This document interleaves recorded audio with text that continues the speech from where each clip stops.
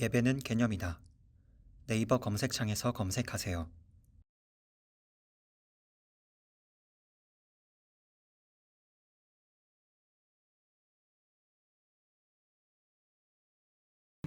하나님 말씀 보셨습니다. 하나님 말씀 아모스서 7장 14절과 15절 말씀 보셨습니다. 하나님 말씀은 아모스 7장 14절부터 15절까지의 말씀, 구약성경 1281페이지입니다.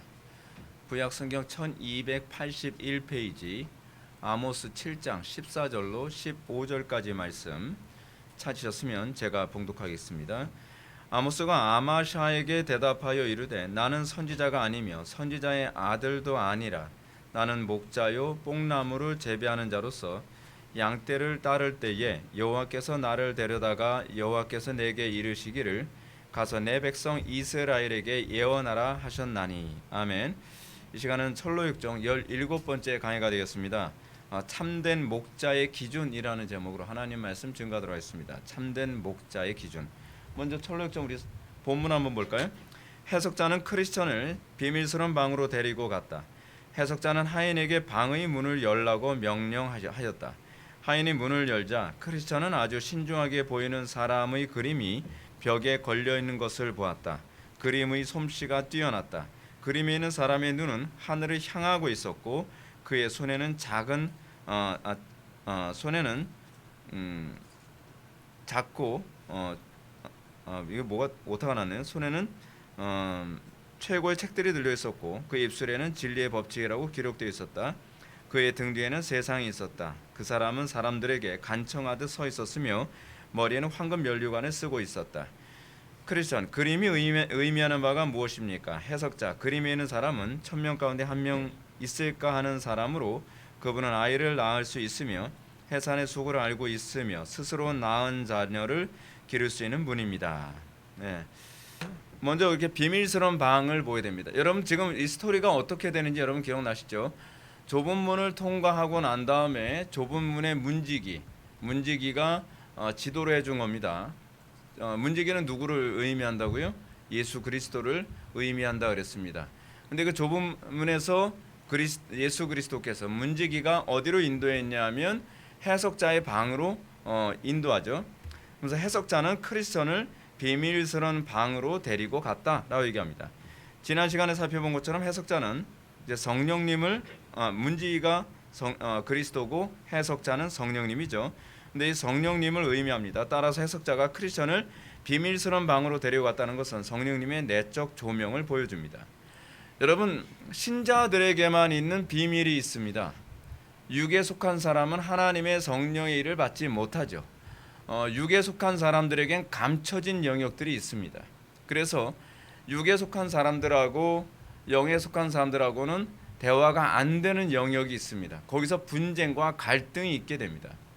사도 바울이 고린도전서에서 얘기하는 것처럼 육에 속한 사람은 하나님의 성령의 일을 받지 아니하나니 저에겐 미련하게 보이며 또한 깨닫지 못함이니라. 이런 것들은 영적으로라야 분별함이니라 라고 얘기합니다. 우리는 소위 영적 감각이라는 것이 있습니다. 우리가 거듭난 이후에 거듭난 그리스도인들에게만 보이는 영역이 있습니다. 그래서 이 부분은 설득의 영역이 아닙니다. 그래서 제가 여러분한테 그런 말씀 많이 드리죠. 소위 영적으로 같은 사람들끼리 만나게 되어 있다라고 하는 것은 이 부분은 언어로 설명되어지는 영역이 아닙니다. 이거는 거듭난 사람과 거듭나지 않은 사람이 구별되는 것처럼 또 각자가 가지고 있는 영적인 칼라에 의해서 또한 무리가 형성되어집니다. 그래서 우리나라 사람들에게서 흔히 나오는 속담이 있죠. 유유상종이라고요. 그래서 우리가 그 사람이 어떠한가를 보려면 그 사람의 친구를 보면 알 수 있다라고 얘기하는 것처럼 그 사람들이 서로 교통이 되는 이유가 뭐냐면요. 통하는 게 있기 때문에 그렇습니다. 근데 이게 영적으로 뭔가 잘못되기 시작하면 안 통합니다. 같은 말을 하는데도 그 말이 그 사람에게 와닿지도 않고 납득되지도 않게 됩니다. 그래서 여러분들이 제가 굉장히 여러분들한테 기도 생활에 대해서 누구보다 강조를 많이 하는데 제가 기도 생활에 관해서 강조를 안 할래야 안 할 수 없는 것이 뭐냐면 여러분들이 소위 교리적인 지식을 가지고 교통이 일어나는 게 아니기 때문에 그렇습니다. 교통의 근거는 항상 영적인 것이지 지적인 것이 아닙니다. 그래서 우리가 과연 기도 생활을 멈추게 되면 예전에는 교통이 잘 일어나던 사람들과도 이 교통이 잘 안 일어나고 뭔가 어색하고 뭔가 적대감이 생기고 불편해집니다. 근데 이건 말로 표현이 되지가 않는 영역들이에요. 그래서 제가 여러분들한테 계속적으로 기도 굉장히 많이 강조하잖아요. 이거 마음에 좀 담아야 됩니다. 여러분들 기도 생활 등한시하면요, 신앙생활을 유지할 수가 없습니다. 기도 생활은 우리 뭐에 대한 고백이냐면 내 삶이 내 힘으로 되는 것이 아니라 하나님의 은혜로 됩니다라고 하는 고백입니다. 여러분들 기도 생활 등한시한다는 것은 그만큼 교만해졌다라고 보면 돼요. 기도 생활을 등한시했다는 것은 내 힘으로, 내 지혜로, 내 방법으로, 내 경험으로 얼마든지 할 수 있다는 겁니다. 실제로요, 기도 생활을 등한시하는 사람 항상 자기 수단과 방법과 지혜와 경험이 항상 앞섭니다. 그래서 항상 여기서 갈등이 생기죠. 여러분, 여기서 해석자가 비밀스러운 방으로 데리고 왔다고 하는 것은 소위 성령의 조명을 통해서 자연인들은 볼 수 없는 부분을 보게 된다고 하는 것인데, 자연인들은 볼 수 없는 그 영역들이 무엇인가? 여기서 번연이 7개의 중요한 가르침을 얘기합니다. 이 가르침은요, 아무에게나 열리고 보이는 것이 아닙니다. 그래서 해석자라고 하는 얘기가 나오는 거예요. 해석자. 오로지 성령의 인도를 받아서요, 좁은 문을 통과한 사람들에게만 보여집니다. 좁은 문을 통과하지 않고 좁은 문만 미꾸라지처럼 피해 다니는 사람들은요, 이게 안 보여요. 그럼 이게 보이는 이 7가지, 이 해석자의 방에는 7가지 방이 무엇인가? 첫 번째, 참된 목자를 나타내는 초상화입니다. 오늘 우리가 살펴볼 부분인데, 여러분, 참된 목자를 알아보는 것도요, 아무나 보이는 게 아닙니다. 신기하죠? 여러분, 제가 목회하면서 매번 느끼는 게 뭐냐면, 제가 아무리 정직하게 목회하고, 제가 아무리 성실하게 설교를 준비하고, 제가 아무 사욕을 제가 탐내지 않으면서 목회해도요, 인정하지 않은 사람은 인정 안 해요. 그거는 아무 관계가 없다는 걸 제가 굉장히 많이 느꼈어요. 근데 정말 신기한 건요, 그런 사람들이 정말 바른 목회자 찾아다니겠다고 하면서 또 어떤 사람들을 찾아다니냐면 꼭 사기꾼 같은 사람들도 잘 찾아다녀요. 그 이상하죠.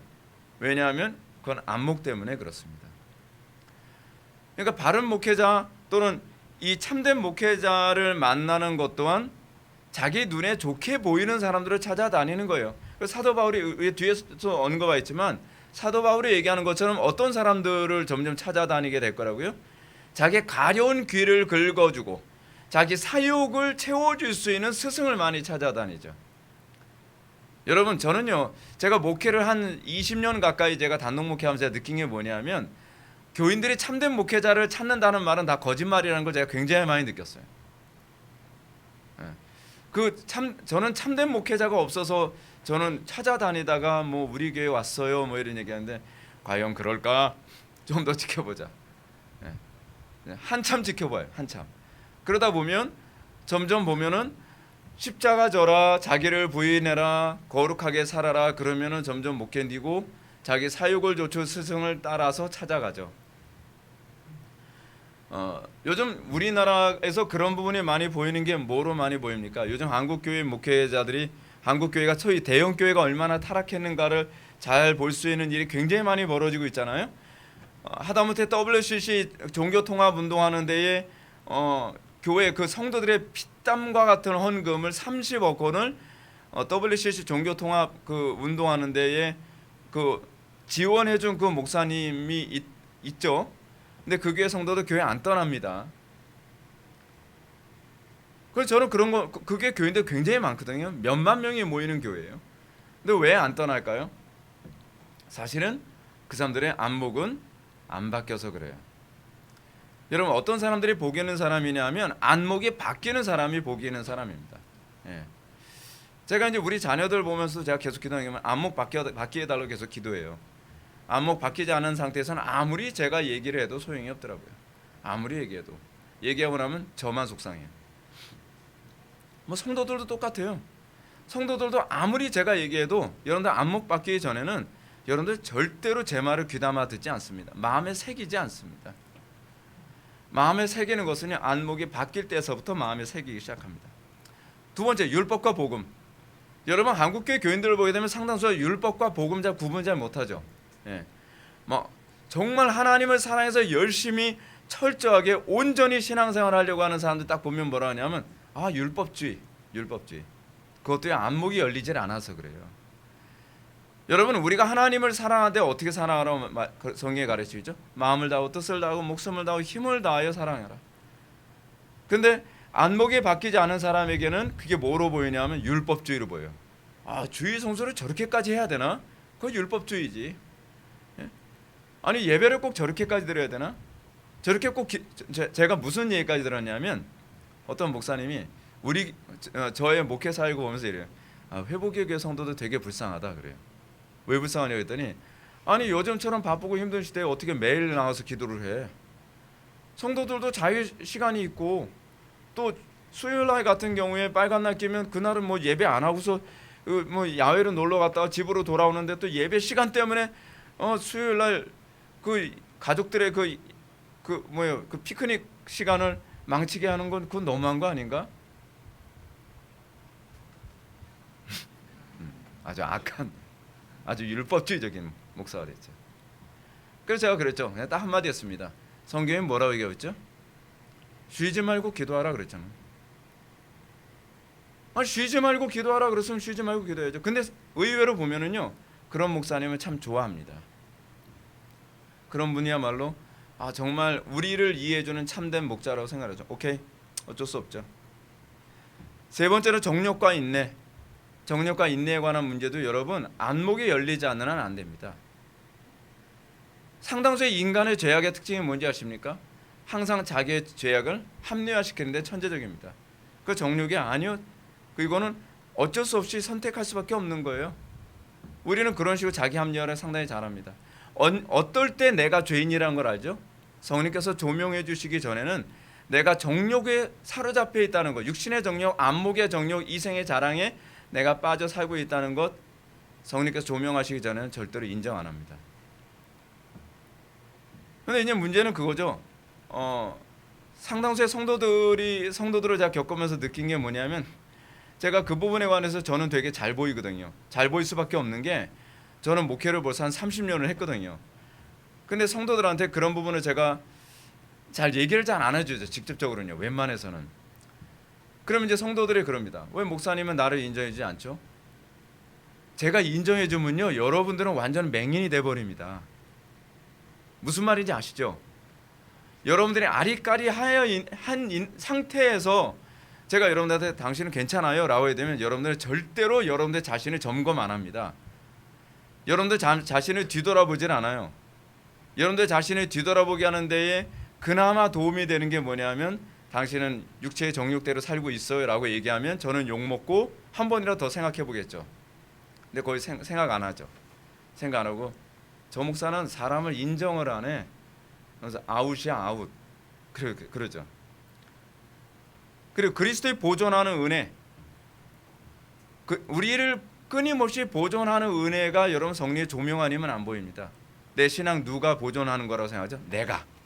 내가 노력하고 내가 애써서. 그렇죠?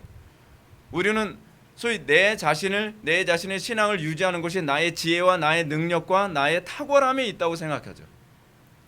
여러분들 자신을 성령께서 조명하시기 전에는 여러분들 잘 모릅니다. 인정 잘 안 합니다. 제자도 뭐 두말할 나위 없고 철장에 갇혀있는 타락한 남자 뭐 다 얘기 안 하겠습니다. 할 얘기가 오늘 많으니까 마지막으로 최후의 심판 요거 하나만은 얘기할게요. 주님 오실 날 깨어있으라. 성령의 조명하심 없으니요 깨어있으라 얘기도 절대로 깨어있지 않습니다. 영적 긴장 안 합니다. 이 세상 것에 취해서 살아가요. 아무리 흔들어 깨우려고 제가 우리 교회 성도들 흔들어 깨우려고 아무리 해도 안 깨어나는 거 보면서 다른 교회 성도들은 어느 정도일까라는 탄식이 생깁니다. 여러분 깨어있다는 게 뭘 의미합니까? 여러분들 설교 듣고 있다는 게 깨어있다는 게 아닙니다. 영적인 긴장 상태입니다. 일루미나티인가 프리메이슨인가 거기에 종사하는 사람이 그렇게 얘기하잖아요. 기독교인에게서 신앙이란 무엇이냐? 지네들이 정의를 더 잘해요. 신앙이란 긴장 상태다. 무덤 파괴 작전이라는 그 책에 보니까 이게 제가 프리메이슨인지 일루미나티인지 거의 언급을 안 해서 제가 잘 모르겠는데 그 사람들이 서로 주고받은 그 문서 안에 이 사람이 그 캘리포니아 지역에 있는 유명한 대학교의 철학과 교수라고 하거든요. 그러다 보니까 굉장히 머리가 명석해요. 근데 그 사람들이 기독교로 연구를 많이 했나 봐요. 근데 기독교 신앙을 무너뜨리는 몇 가지 요소를 얘기하면서 그 중에 하나를 뭐라고 얘기하냐면 성도가 서로 교통하지 않도록 하면 된다. 신앙의 기준을 각자 갖게 만들어라. 얼마나 여러분들은 이렇게 된 현상이 우연이라고 생각하죠? 근데 그렇지가 않아요. 그 사람들이 끊임없이 서로 주고받은 문서 안에 그 얘기가 담겨 있어요. 신앙의 교통이 일어나고 신앙의 일체가 생기면 기독교인들을 무너뜨리기가 힘들어진다. 기독교인들은 각자의 기준을 가지고 신앙생활 하도록 만들어라. 그래서 서로가 서로의 신앙을 기준으로 삼고 교통이 일어나지 않도록 만들어야 된다. 그래야 기독교인들을 무너뜨릴 수 있다고 봐요. 탁월하지 않나요? 그 두 번째를 그 중에 또 하나를 뭐라고 얘기하냐면 바로 신앙은 긴장 상태다. 느슨하게 만들면 된다. 제가 여러분들 굉장히 고삐를 많이 조이려고 애를 많이 쓰죠. 여러분 영적으로 잠들었다는 것은 영적인 느슨한 상태가 굉장히 똑같습니다. 마치 뭐가 똑같냐면 여러분들 그 영화에서 많이 나오잖아요. 뭐 추운 어떤 뭐 알래스카나 그렇지 않으면 뭐 북극이나 남극에서 막 탐험을 하다가 어떤 사람이 막 죽어가요. 또는 피를 흘려서 막 체온이 떨어져가요. 졸려 막 그러잖아요. 그럼 어떻게 하죠? 잠들면 안 돼. 그럼 죽어. 따귀를 이 기회다. 따귀 막 때리죠. 일어나 잠들면 안 돼.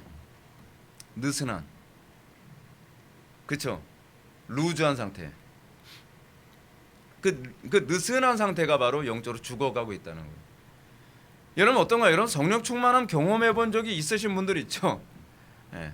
성령이 충만해질수록요 우리는요 느슨해지지 않습니다. 항상 긴장 상태에 있어요. 근데 성령의 충만함에서 거리가 멀면 멀수록요 사람이 항상 느슨해요. 사람이 항상 안일해요.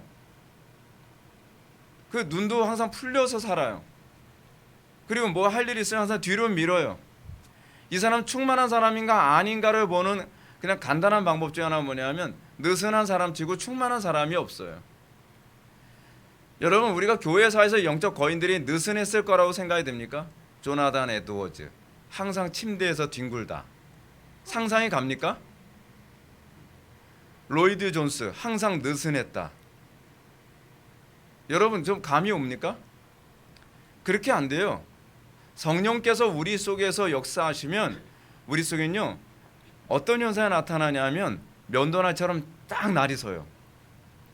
조그만 거에도 굉장히 영적 감각이 살아 있어서 저 사람이 말하는 것이 과연 성경적으로 옳은가 그런가 이런 현상이 과연 영적으로 옳은가 그런가 그냥 마치 레이더망에 걸리는 것처럼 착착착 걸려요. 근데 영적으로 느슨하면요 이게 내 영혼을 죽이는 건지 살리는 건지도 몰라요. 성령의 조명이 있을 때 어떻게 최후의 심판에 대한 이 긴장감, 두려움. 여러분 사도들이 어떤 태도로 살았죠? 사도들이요? 마라나타, 주 예수여 어서 오시옵소서. 마라나타, 주께서 곧 오신다. 항상 주님의 재림에 대한 긴장감을 가지고 살아갔어요. 주님이 당장 재림하시더라도 내가 부끄러움 없이 주님 앞에 서야 되겠다. 여러분 제가 여러분들에게 그런 영적 감각을 좀 만들어주고 싶어서 제가 단 한 편의 설교도 대충 하지 않으려고 무진장 애를 쓰는 것이 바로 거기에 있습니다. 신앙은 긴장 상태예요. 여러분들 예배 시간에 자꾸 졸리는지 아십니까? 그게 하나님과의 관계에서의 느슨함 때문에 그래요. 긴장해야 돼요. 긴장해야 돼. 영적인 느슨함이 육신적인 졸음으로 나타나요. 그러니까 여러분들 이게 바로 이 비밀스러운 방 성령께서 우리들을 조명해 주셨을 때 보여지는 거예요. 아무한테나 보여지지 않습니다. 그래서 번연이 굉장히 탁월한 문체로 성령께서 우리를 조명해 주셨을 때 보여지는 최소한 그러니까 일평생 이 7가지의 이 인식을 가지고 이 감각을 가지고 살아간다는 것을 번연이 이거를 얘기해주고 있는 거예요. 어떤가 여러분들? 이제 이번 주부터 이제 참목자상부터 쭉 가겠지만 여러분들 어떤 상태를 가나요? 저는 제가 한국 초대교회를 바라보면서 이런 생각을 해요. 한국 초대교회 때는 굉장히 영적 긴장감이 탁월했던 때거든요. 그래서 그 한국 초대교회 때는 그래서 오늘 참목자상을 얘기하지만 바른 목회자와의 관계 안에서 그 또한 성도들도 탁월했어요. 장로님들도 탁월한 장로님들이 굉장히 많았죠. 한국 초대교회 때는 그런 분들이 상당히 많이 있었습니다. 어떤 장로님은 어떤 분도 있었죠.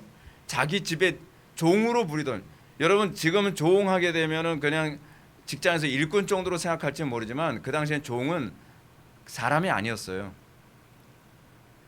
그러니까 그 당시에 문서를 보게 되면 종을 여자 종을 뭐라고 불렀는지 아시죠? 암캐. 남자 종을 수캐라고 불렀어요. 개로 불렀다며. 개로 인식을 했어요. 그 문서에 보면. 그래서 종들이 주인이 딱 오게 되면 어디서 인사를 하죠? 절을 하죠? 마당에서. 왜냐하면 개이기 때문에. 그래서 종이 이 마루에 올라오는 거나 계단에 올라오는 건 있을 수가 없어요. 그거는요, 그렇게 했다가는 이게 그래서 완전히 죽소록 맞는 거예요. 그건 옛날에 우리 조선시대에 그 한글로 써 있는 문서에 그렇게 나와 있어요. 그런 부분이요. 그런데 어떤 장로님이 종이 먼저 예수를 믿었고요. 자기가 뒤에 예수를 믿고 나니까 그 장로님이 그 종을 향해서 뭐라 하냐면 나보다 먼저 예수 믿었고 그분이 장로님이 되셨기 때문에 고개를 숙이면서 교회에만 오면 안녕하세요 장로님이에요. 그리고 그분을 나중에 열심히 공부를 시켜서 목사님이 되게 하셨어요. 그래서 그 교회에 그분이 목사님이 되고 그 주인이 장로님이 됐어요. 근데 정말 그 장로님이 그 목사님을 정말 종처럼 섬겼대요. 그게 기독교입니다, 여러분. 그게 기독교예요. 교만 떨고 자기 주장 강하고 내가 오르면 아래 위도 다 없어지는 그게 기독교는 아닙니다. 언제부턴가 우리나라는 기독교가 점점 많이 배우고 똑똑한 사람들이 모이기 시작하면서 한국 초대교회의 그런 탁월한 모습이 없어지기 시작을 했어요. 굉장히 안타까웠죠. 왜냐하면 성령의 조명하심이라는 관점으로 보는 삶이 생기지 않기 때문에 그렇습니다. 특히 이제 우리가 참목자상을 이제 배우게 되는데 참목자상이 가장 첫 번째 등장한다는 것은 매우 큰 의미가 있죠. 순례길을 가는 데 있어서 참목자를 알아보고 그의 인도를 따르는 것이 가장 큰 복이라는 점을 시사합니다. 그래서 사도 바울이 뭐라고 얘기합니까? 장로를 잘 섬기되 특히 가르치는 장로를 배나도 존경할 줄로 알 것이다 라고 이렇게 얘기하고 있습니다. 왜냐하면 참 목자를 만난다는 것은 마지막 때가 될수록 정말 희귀한 일이 될 것이고 청교도들에게 있어서 인생의 최고의 복은 정직하고 바르게 말씀을 증거하고 목양을 하는 목회자를 만나는 것이라고 생각했기 때문에 그렇습니다.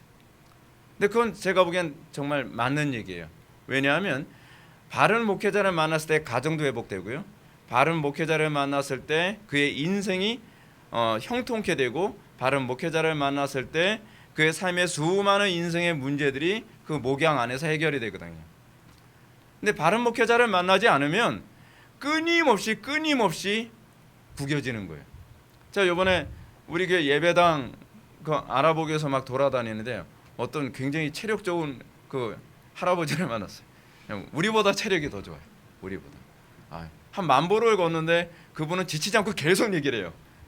우리는 한 10,000보, 한 8,000보쯤 걸을 때 이미 눈이 풀려서 듣기도 굉장히 힘들었는데 그분은 막 처음부터 끝까지 지치지 않고 계속 얘기하세요. 계속 얘기하시는 그 부동산 할아버지를 만났는데 그 부동산 할아버지는 교회에서 굉장히 산전수전을 다 겪었어요.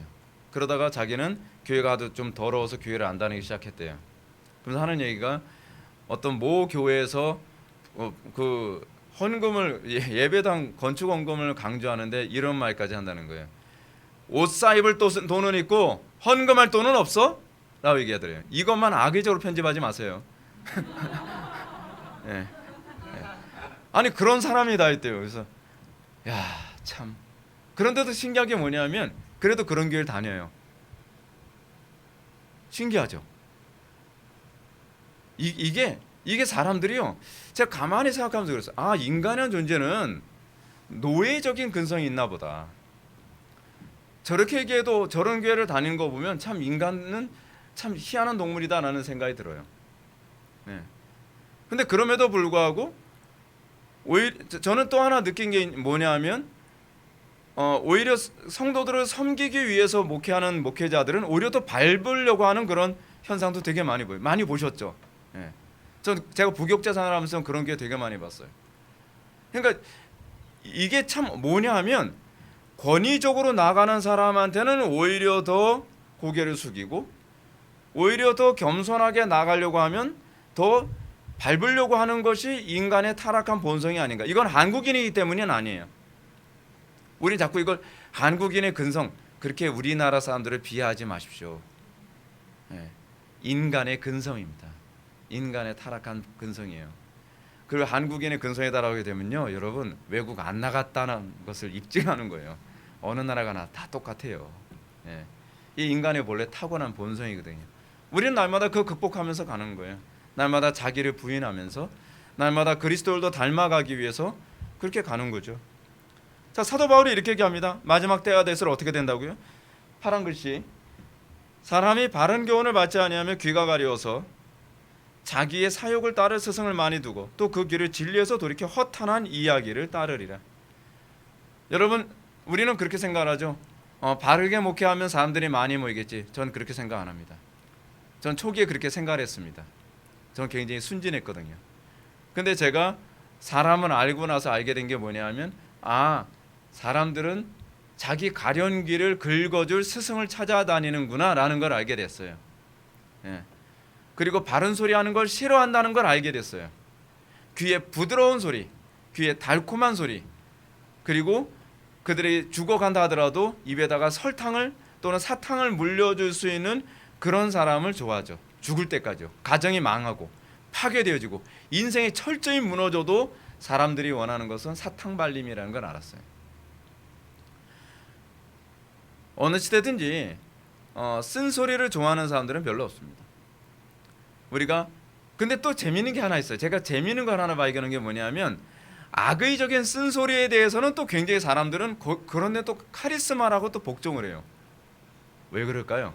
사람은요 자기를 우상화하는 사람을 좋아해요. 하나님을 섬기게 하는 사람이 아니라 하나님을 통해서 자기를 우상화하면 사람들이 따라요. 와, 되게 신기해요. 되게 신기해. 근데 자기를 따르는 것이 아니라 하나님만 따르게 하는 것을 할 때는요, 그 사람을 싫어해요. 인간의 본성이 어떤지 알죠? 결국 하나님을 미워하고 있는 거예요. 그게 인간의 특징이에요. 그래서 자기의 가려운 길을 긁어주는 사람에게 모든 걸 희생하죠. 자, 참목자의 특징을 한번 볼까요? 버녀는 아주 신중하게 보이는 사람이라고 얘기합니다. 버녀는 참된 목회자의 덕목 가운데 가장 중요한 것을 신중함이라고 지적합니다. 근데 이 신중함은요, 목회자에게만 해당되는 것이 아니라 성도의 특징이기도 합니다. 그래서 여러분들이 철로역정 뒷부분을 보게 되면은 아름다운 궁전이 나오거든요. 아름다운 궁전, 그 교회를 얘기하는 겁니다. 근데 아름다운 궁전에 들어가게 되면 거기에 분별이라고 하는 사람이 나타나는데, 분별이라는 사람이 세 명에게 안내를 하죠. 그 세 명이 뭐죠? 경건, 신중, 자비인가요? 이 세 명의 여자에게 인도를 하는데 그 중에 한 명이 신중이에요. 이 신중함이 사실 기독교인의 중요한 시금석입니다. 이렇게 보게 되면은 오늘날 한국 교회 안에서 기독교인들을 봤을 때의 기독교인들이 이 모습이 너무 없죠. 오히려 목회자들이 뭐라고 얘기하죠? 분별하는 문제를 가지고 뭐라고 하죠? 판단하지 마라고 얘기하죠. 오히려 분별력을 자꾸 죽이죠. 근데 원래 그리스도인들의 중요한 시금석 중에 하나는 뭐냐면 분별력입니다. 근데 그 분별력은 어디서 나오냐 하면 신중함에서 나와요. 경솔한 상태에서 여러분 분별을 할 수는 없잖아요. 근데 상당수의 많은 목회자들이 성도들로 하여금 신중함 자체를 교만이라든지 잘못된 신앙생활로 자꾸 치부를 해서 그들에게 신중함이 없고 경솔하게 행동하는 것이 밝고 명랑한 것인 것처럼 그렇게 치부를 해서 사람들을 망가뜨립니다. 기독교인은 어떤 존재냐면 밝은데 신중함을 동시에 겸한 존재들입니다. 어두운 것이 기독교인이 아닙니다. 우리는 때로는 신중해서 너무 이렇게 침울한 그 모습을 보이는 거 있잖아요. 그게 기독교인의 표지가 아닙니다. 여러분 구약이나 신약에서 보게 되면은 우리의 신앙의 선배들은요 특징이 굉장히 신중한데 굉장히 다이나믹해요. 여러분 예를 들어서 우리가 루터 같은 사람들의 그 생애를 보게 되면 어떻습니까? 루터는 굉장히 신중하거든요. 자기 영혼의 근데 그 신중함이 어떻게 처음에 배양이 되어지냐면 자기의 영혼의 문제에 대한 고뇌에서 신중함이 시작이 돼요. 다른 사람들은 별로 고뇌하지도 않아요. 여러분 루터가 여러분 처음 회심할 때 어떻게 회심을 합니까? 자기 자신의 죄 문제에 대해서 심각하게 고민을 하기 시작해요. 그래서 신중함이 배양되어져요. 그러니까 여러분들 이런 게 있잖아요.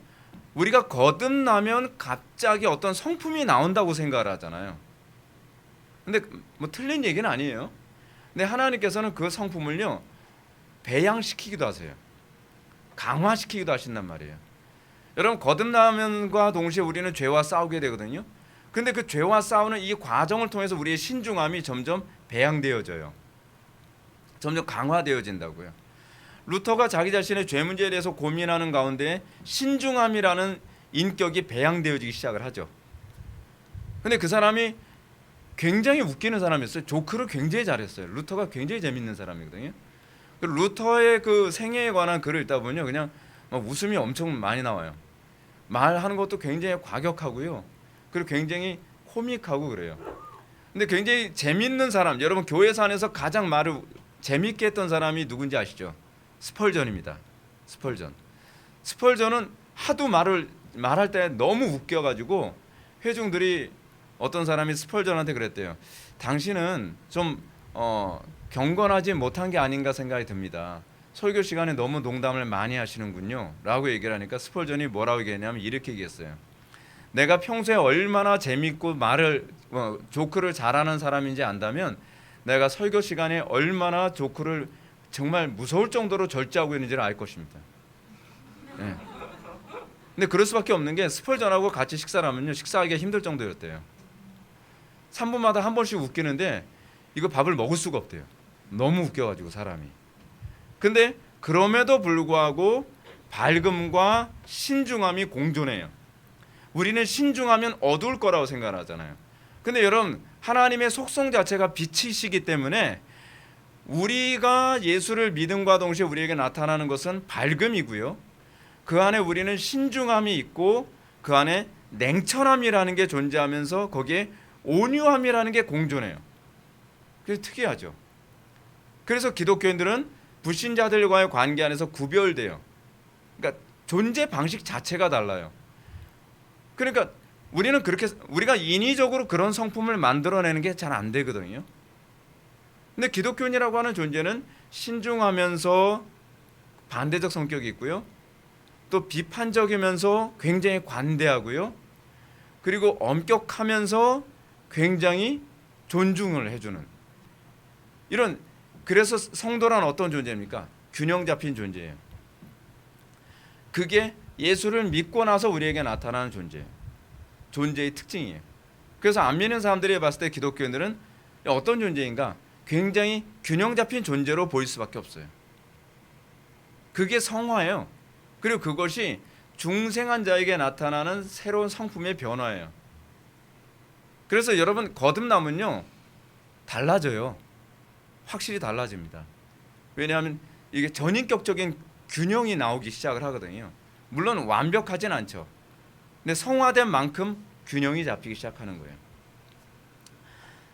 자, 그러면 참된 목자의 신중함은 어떤 것인가? 첫 번째, 강단에서 진리를 전하는 데 있어서 신중합니다.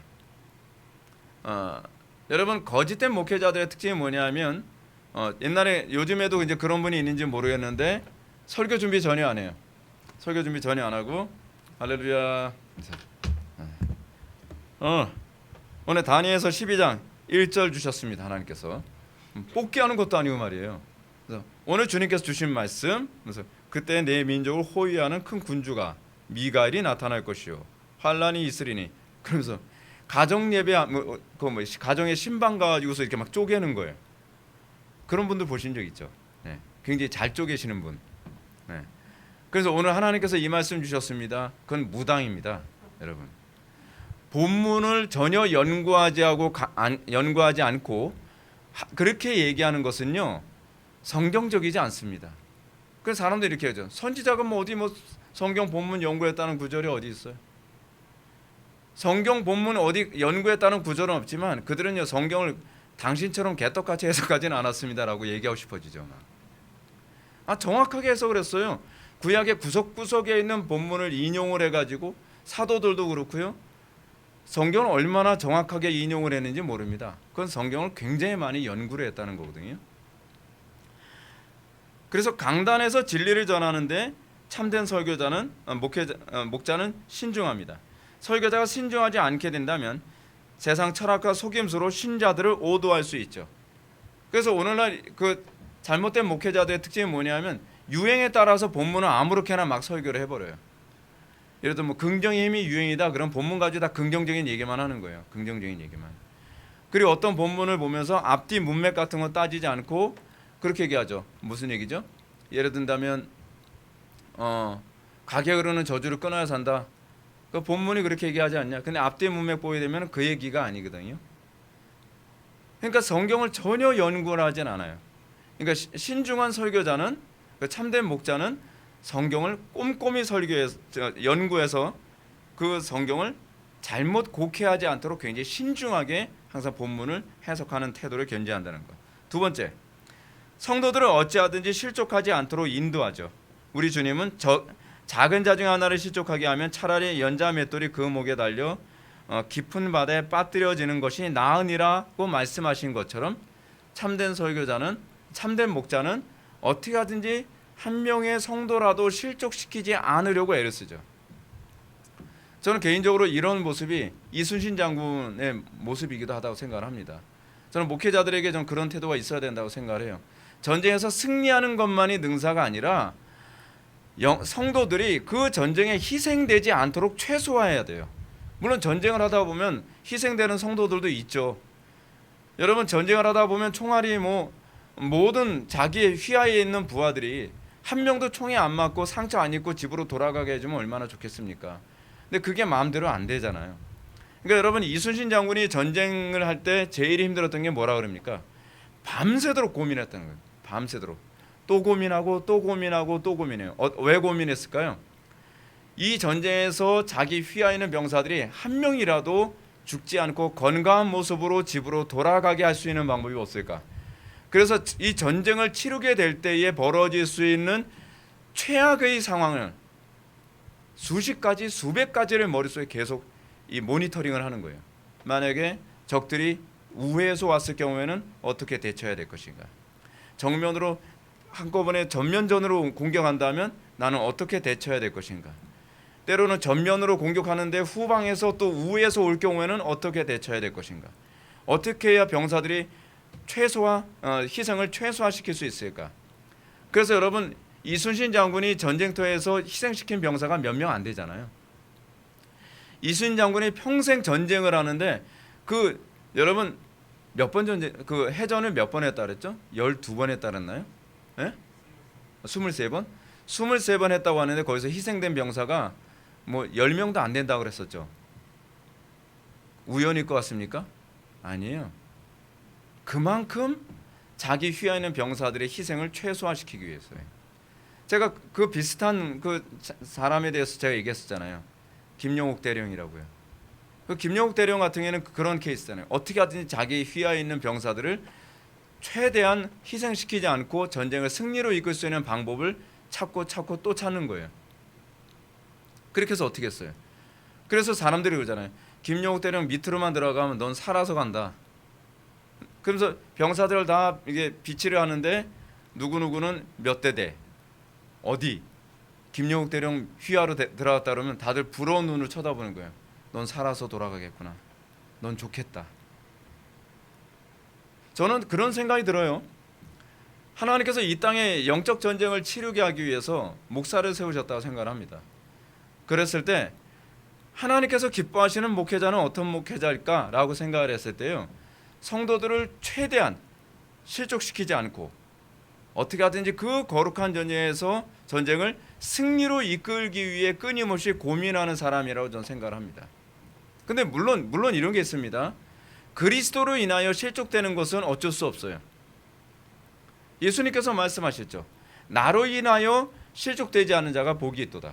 십자가를 전하고 어떻게 하든지 하나님의 뜻대로 살아가도록 얘기하는 것 때문에 실족돼서 교회를 떠나거나 그것 때문에 여러분들이 신앙생활에 반감을 갖게 된다는 그것은 그 사람의 잘못이지 목회자의 잘못은 아니죠.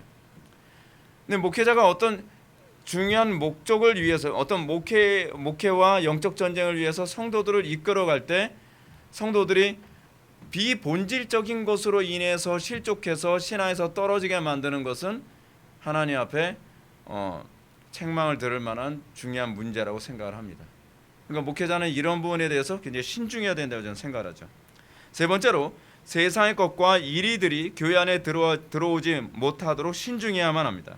바울은 신자가 이 세대를 본받지 말고 하나님의 선하시고 기뻐하시고 온전한 뜻이 무엇인지 분별해야 한다고 가르쳤습니다.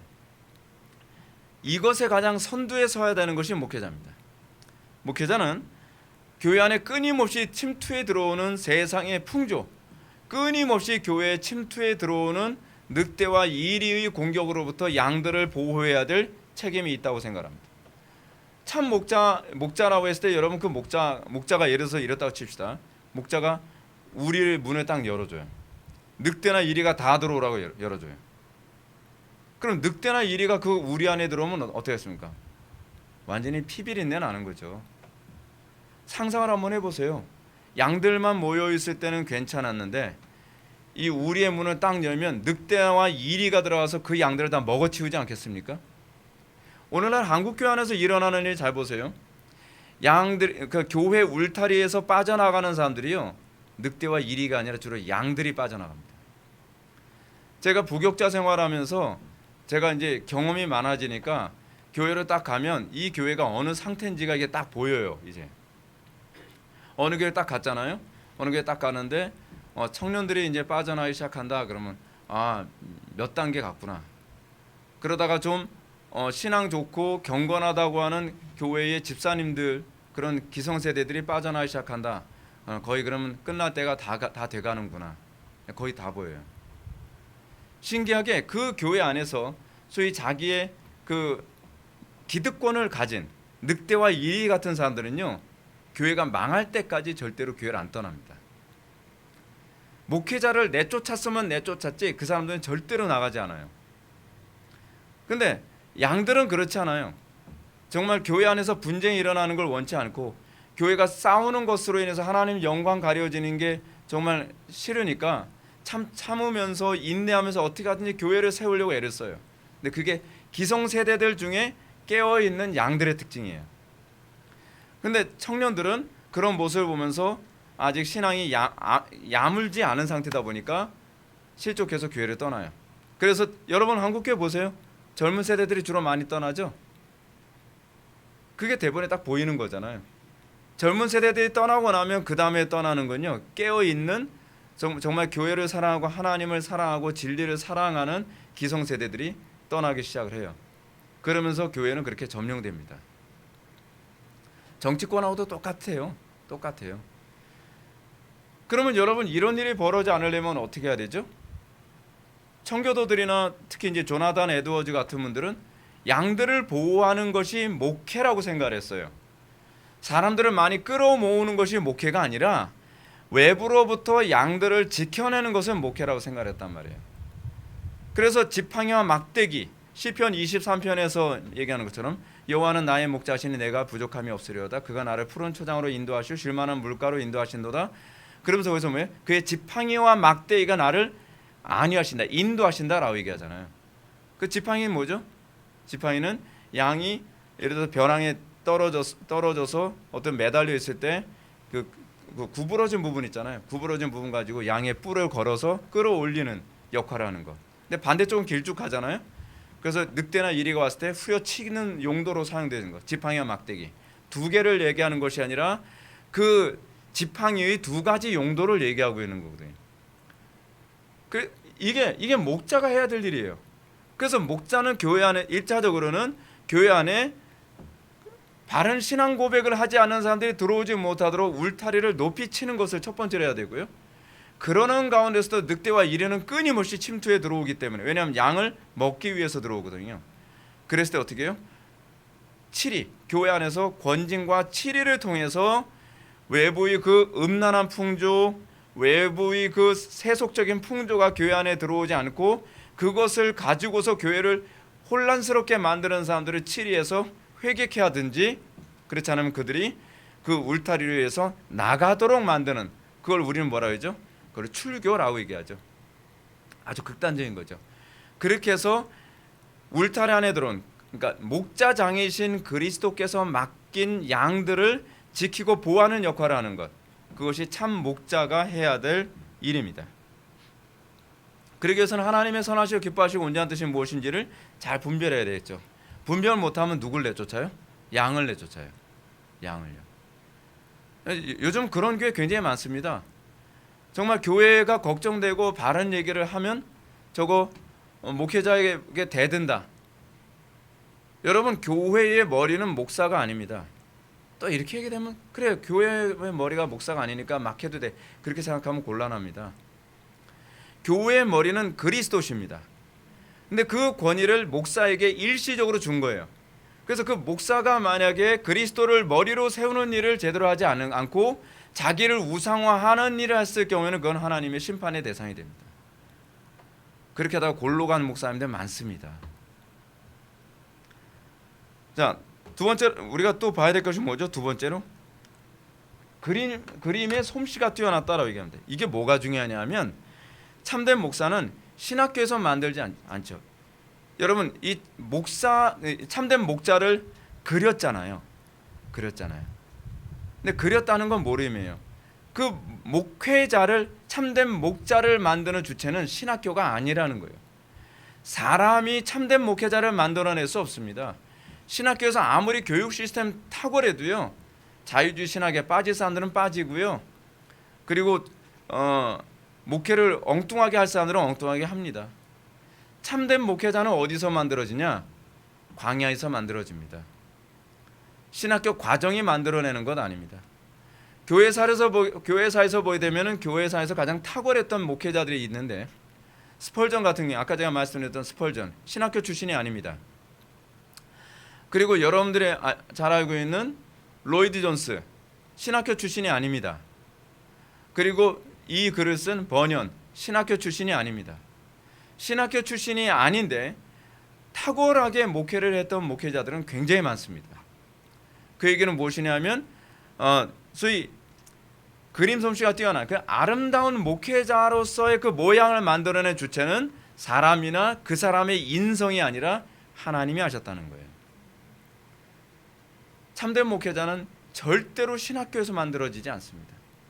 그 사람이 참된 목회자가 되기 위해서 하나님께서는 가정적으로는 차원에서 연단을 하시고, 또 그 인생의 과정에서 가난과 굶주림과 어려움과 환난과 고난의 과정을 거치면서 그를 참된 목회자답게 만드시고, 또 좋은 부모에게 양육을 받게 하시는 과정을 거치고, 이런 과정을 통해서 참된 목회자가 돼요.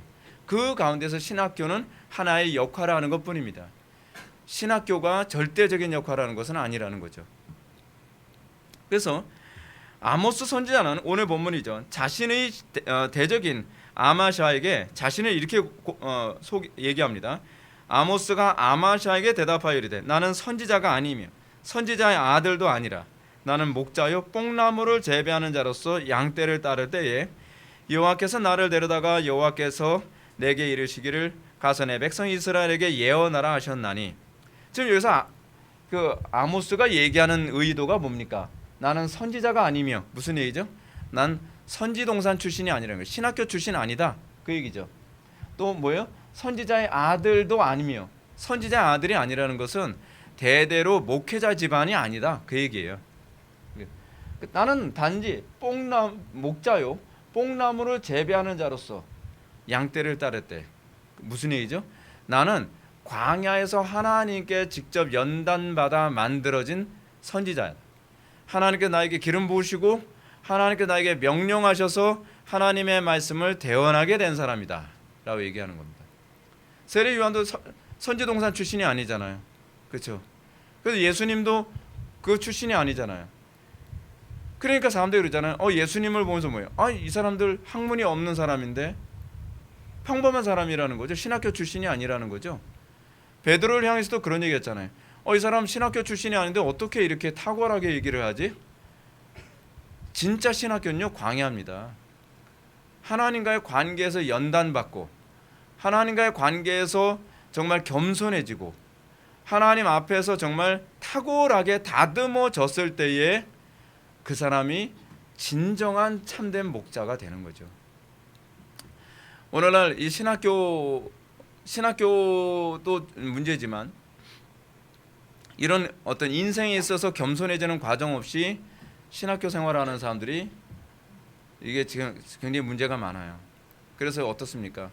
라이센스만 따가지고 박사학위만 따면 좋은 교회, 큰 교회, 남들이 일궈는 큰 교회 있으면 거기서 자기를 불러줄 때까지 대기하고 기다리는 목회자들이 굉장히 많이 있어요.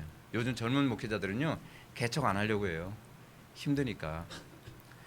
그러면서 왜 박사를 따려고 하냐, 왜 석사를 따려고 하냐 그런 거 자꾸 물어보면 자기가 이제 열심히 공부해서 이제 그 이력서를 이제 내라 그러잖아요. 어느 교회에서 뭐 목회자를 뽑습니다 하게 되면 이력서에 보게 되면은 예를 들어서 뭐 어디서 학사를 하고 어디서 석사를 하고 외국 유학을 가서 예를 들어서 뭐 웨스트민스터라든지 뭐 달라스라든지 뭐 이런 데 가지고서 또는 미국의 칼빈 대학이라든지 그런 데서 자기가 박사를 하고 독일에서 또 뭐로 박사를 더해서 박사학위가 2개, 3개 되면 그만큼 그걸 라이센스를 보고 이제 청빙을 할 거라는 거죠.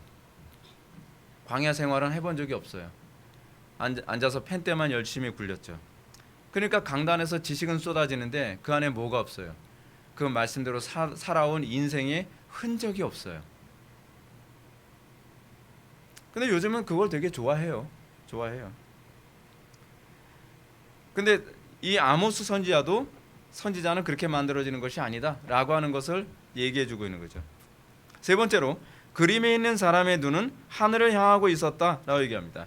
참된 목자의 시선이 하늘을 향해 고정되어 있다는 점은 그가 항상 하나님의 뜻을 바라보는 사람이라는 것을 보여줍니다. 뿐만 아니라 참된 목자는 그 묵상이 항상 하늘에 고정되어 있는 사람입니다. 존 오웬이 쓴 그리스도의 영성이라고 하는 책이 있습니다. 제목을 잘못 붙인 것 같아요. 우리는 영성이라는 표현 잘 안 쓰는데 그리스도인의 경건이라고 사실은 제목을 붙여야 되는데 거기서 이제 오웬이 뭐라고 얘기하냐면 참된 우리의 경건을 이루는 중요한 방식은 항상 우리의 묵상이 그리스도께 향해 있어야 된다는 거예요. 여러분 기도가 왜 안 됩니까? 기도가 안 될 때는요 여러분들의 묵상이 딴 데 가 있을 때 기도가 안 돼요. 인터넷 열심히 하고 있다가 스마트폰 열심히 들여다가 기도해야지 기도 됩니까? 계속 아른아른하죠. 여러분들이 사람들하고 쓸데없는 농담 많이 하고 나서 또는 영화 보고 나서 기도하려면 기도 안 되죠.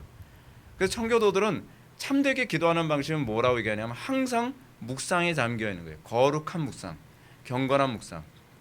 여러분들 기도가 안 되는 이유 중에 하나 뭐냐면요 누군가를 미워하고 증오하고 또는 감정이 상해 있을 때 묵상이 뺏기거든요. 그러면 기도가 안 되는 거예요. 근데 참된 목자에 관해서 번연은 뭘 얘기하냐면 항상 하나님께 대한 경건, 진리에 대한 경건과 묵상으로 가득한 사람. 그 참된 목자는 세상적인 이익이나 환경, 사람들의 말에 흔들리는 사람이 아닙니다. 그는 위의 것을 생각하고 땅의 것을 생각지 말라는 말씀에 충실한 사람입니다. 이는 그의 삶이 항상 하나님께 초점이 맞춰진 사람입니다. 여러분 어떤가요? 여러분들 마음이 어디가 있나요? 이 문제가 뭐냐면 교인들이 세상에 있을 땐 세상의 것에 푹 젖어 있다가 다시 교회에 와서 설교를 들으려면 이게 다시 이 주파수를 이쪽으로 다시 돌리기가 너무 힘든 거예요. 그럼 예배에 집중 안 되죠. 여러분 설교 시간에도 집중 잘 안 되잖아요. 세상의 것 막 그것 때문에 머리가 복잡해 있죠.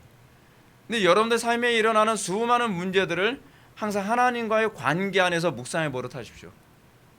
그러면요 우리의 판단은 정확해집니다. 여러분들의 판단이 오류에 빠지는 중요한 이유, 목회자들도 다르지 않습니다.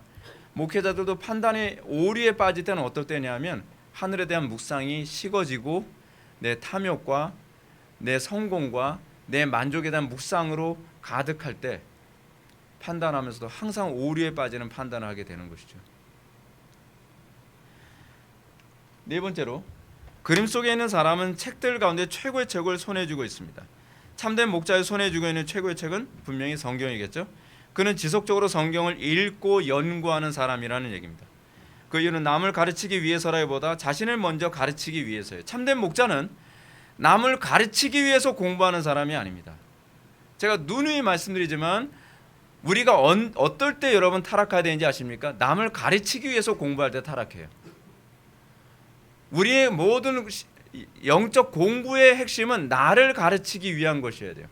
어떻게 해야 내가 더욱더 거룩하고 내가 어떻게 해야 더욱더 그리스도를 가까이 할 수 있을까를 고민해야만 합니다. 남을 가르치기 좋아하는 사람은요, 그거 가지고 남을 정죄하기를 굉장히 좋아합니다. 자, 예수님은 이렇게 말씀하십니다. 화이스진저 너희 율법교사여, 지기 어려운 짐을 남에게 지우고 너희는 손가락도 이 짐에 대지 않는도다. 바리새인들의 문제는 뭐냐면 율법으로 자기를 가르치는 데는 인색하고요, 남을 가르치는 데는 굉장히 예민합니다. 이렇게 살았나 안 살았나, 실수했나 안 했나, 남의 눈에 티까지도 현미경처럼 들여다보는데 자기 눈에 있는 들보는 전혀 바라보지 않아요. 왜냐하면 자기 자신을 가르치는데 게으르기 때문에 그렇습니다. 무엇보다 목회자가 성경을 끊임없이 연구하고 실천해야 되는 이유는 성도들의 삶의 전반적인 영역에 도움을 주기 위해서입니다. 그렇다고 해서 목양실에 틀어박혀서 책만 읽는 사람이 참된 목사라고 하는 것을 의미하지 않습니다. 참된 목회자는 공부가 목적이 아니라 거룩한 삶을 모든 영역에 적용하기 위해 공부하는 것이어야 돼요. 공부의 목적이 뭐예요? 적용하기 위해서 공부하는 것이어야 돼요. 그렇게 살아야 되는데 모르겠으니까 공부하는 것이어야 돼요.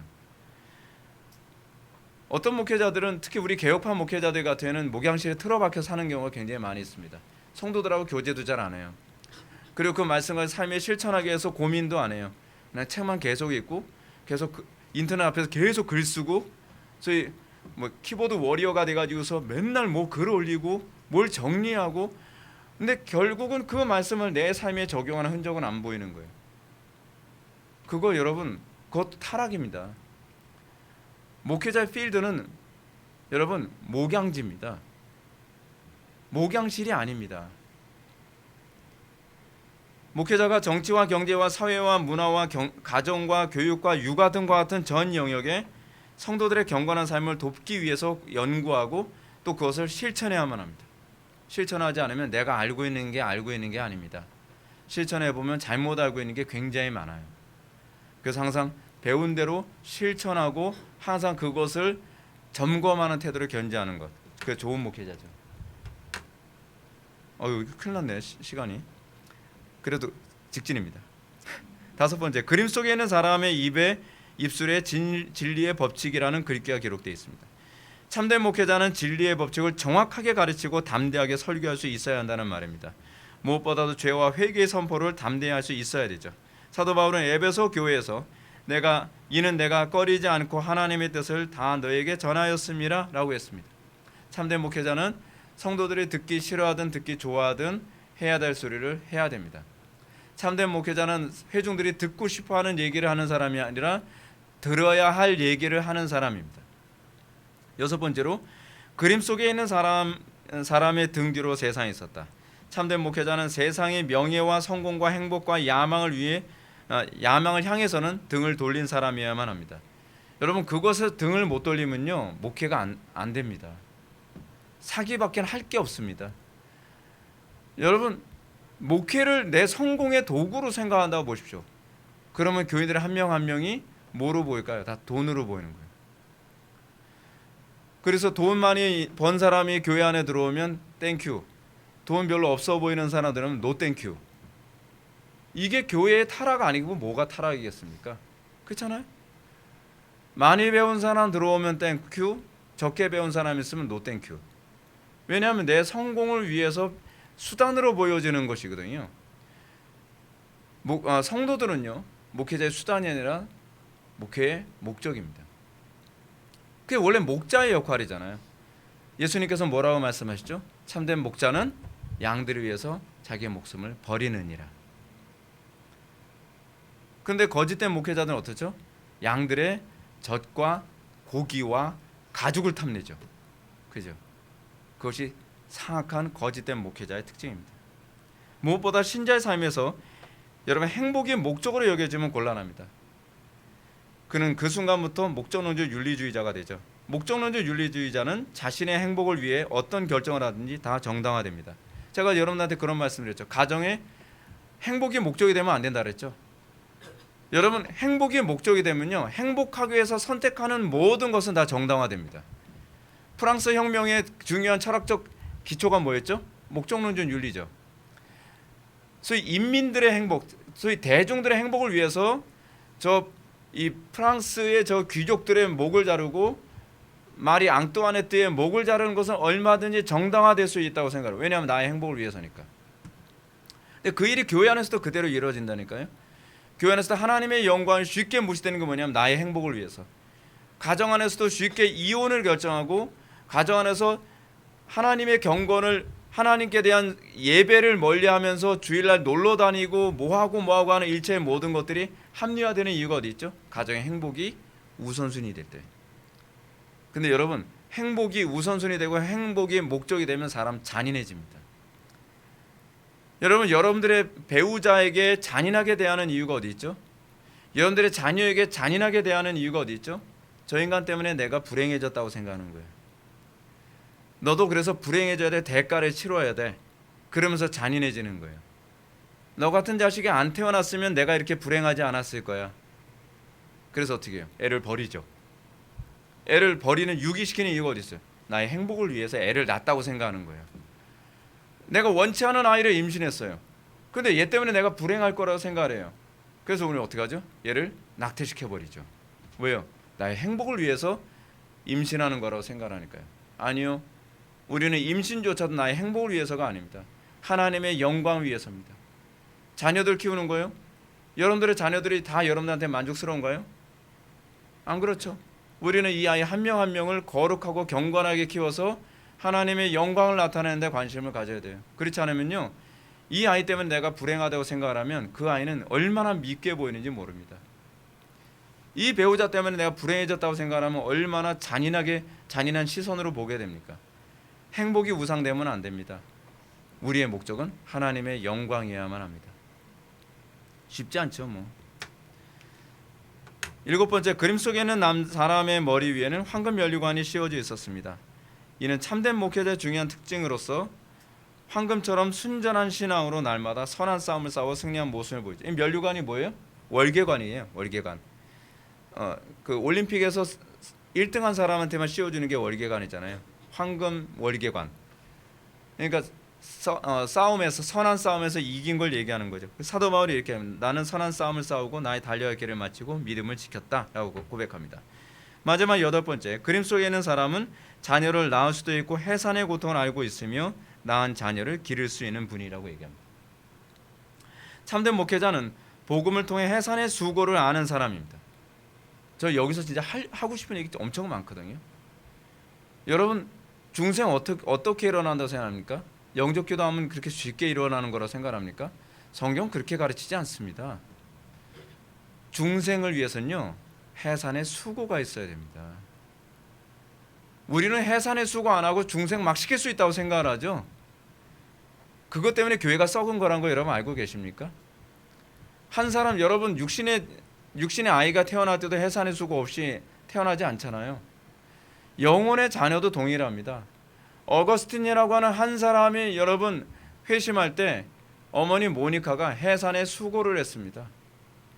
제가 자녀를 둘을 낳았지만 이 2명의 아이를 보면서 이런 생각을 합니다. 우리는 아이를 2번 낳는다. 한 번은 육신으로, 또 또 한 번으로는 영적으로. 두 번의 수고를 해산의 수고를 해야 되는 거예요. 아이들을 위해서 계속적으로 애들의 믿음을 위해서 기도하고. 근데 저에게 딸려있는 자녀들은 얘네도 둘만이 아니잖아요. 성도들이 다 저에게 영적인 자녀잖아요. 그래서 성도들을 빨리 회심하게 해달라고 매일같이 기도하는 거, 이게 얼마나 힘든데요. 저도 그냥 영적 기도해서 다 회심할 수 있다면 얼마나 좋겠어요. 결단해서 회심할 수 있다면 얼마나 좋습니까? 오늘 시간 여러분 결단하십시오. 그럼 얼마나 편해요. 근데 결단으로 회심하는 게 아니에요. 목회자는요, 어떤 존재냐면 산파와 같은 존재예요. 한 사람이 회심하기 전에 그 사람의 회심을 끌어내기 위해서 모든 에너지를 거기에 다 쏟죠. 사도 바울이 뭐라 얘기합니까? 난 너희들의 회심을 위해서 목회했다. 그러나 이제 또 너희들의 경건과 성숙을 위해서, 성화를 위해서 해산의 수고를 한다고 얘기합니다. 그래서 참된 목회자는 한 영혼이 거듭나기까지 모든 수고를 아끼지 아니하며 한 영혼이 거듭나기까지 간구와 바른 가르침과 목양의 과정을 통해 일어난다는 것을 안다. 제가 부교육자 생활하는 7년 동안 정말 별의별 녀석들 다 겪어봤습니다. 중고등학생들, 주일학교 아이들, 청년들. 근데 아이들이 막 아웃사이더 같고 말 안 듣고 그런 애들, 걔네들이 회심하도록 하기 위해서, 걔네들이 중생하도록 하기 위해서 막 붙들고 같이 막 통성으로 기도하면서 목 다 나가고, 아이들이 막 반항하고 그러면 데려와서 또 다독거리고 복음을 이해시키고, 또 삐져서 안 나온다 그러면 나와서 같이 기도하자 달래고, 그러면서 아이들이 한 명씩 회심을 해요. 그러다 보니까 몸이 버텨나지를 못해요. 제가 한 교회 가서요, 짧게는 몇 개월밖에 못 버텼냐면 6개월밖에 못 버텼어요. 근데요, 6개월 동안에 제가 맡은 학생부는요 완전히 바뀌었어요. 그 학생부 완전히, 진짜 교회에서는요 얘네들은 소망이 없다고 봤어요. 특히 거기에 자매 한 명은, 걔는 그냥 그 할머니 밑에서 자라서요, 진짜 버릇 없으면 진짜 퀸 중에 퀸이에요. 정말 이렇게 쌀쌀 맞고 이렇게 버릇 없고 이렇게 정말 마음에 안 드는 애 없어요. 그런데 걔가 그 다음, 제가 부임한 지 2주 만에 회심했어요. 펑펑 울어요. 근데 제가 그 주에 한 주 동안 뭐 했냐면 금식해가면서 일주일 내내 하루 종일 일주일 동안 기도했거든요. 다 죽었어. 그렇게 힘들게 일주일 동안 막 기도원에 들어가서 하루 종일 밥 먹고 기도하고 밥 먹고 기도하고 한 끼니만 금식하면서요. 왜냐하면 제가 온전히 막 금식하면 제가 못 버티니까. 그리고 나서 토요일 날 걔네들을 위해서 기도하는, 같이 설교하는데 애들이 다 바뀌더라고요. 근데 너무 무리를 해서 6개월 이상을 못 버티겠더라고요. 그래서 더 이상 안 되겠다, 나 사임한다 했더니 교회 완전 초상집 됐어요. 아이들 6개월 안에. 걔네들하고 저하고의 관계는요, 그냥 일반 전도사님과 그냥 학생들과의 관계가 아니라 걔네들하고 저하고 관계는 이미 영적인 아버지와 자녀의 관계가 되어버렸거든요. 그래서 제가 항상 부교육자 생활하고 교회를 떠날 때는요, 그 교회는 완전히 초상집이에요. 어디나 그랬어요. 어디나. 왜냐하면 그 제가 맡은 부서의 그 아이들과 저하고는 그런 관계니까요. 아버지와 자녀와의 관계. 그래서 저는 이걸 알아요. 이게 무슨 말인지를 알아요. 근데 오늘날 목회자들은 한 명 한 명의 회심을 위해서 정말 죽을 각오하고 몸이 상하도록 애써야 된다는 걸 몰라요. 꼭 그렇게까지 해야 되나?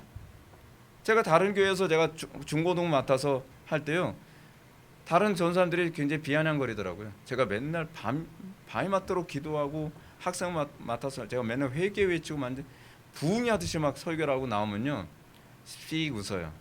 전사님, 그렇게 애쓴다고 해서 애들 바뀌는 거 아니에요. 애들 그렇게 안 바뀌어요. 천천히 가세요. 그러면서 전사님만 지친다니까요. 자, 속으로, 야, 저 양반들은 한 명 한 명이 어떻게 회심하는지 전혀 모르는구나. 한 명 한 명 회심, 여러분들 교회 다니는 거 쉬운 거 같죠? 목회자는요, 반 죽어납니다. 한 명 한 명의 믿음 들어가는 게 쉽게 들어가는 줄 아세요? 근데 교인들 제가 얼마나 답답하냐면, 그래서 믿음 들어가면 자기가 잘나서 믿음 들어간 줄 알아요.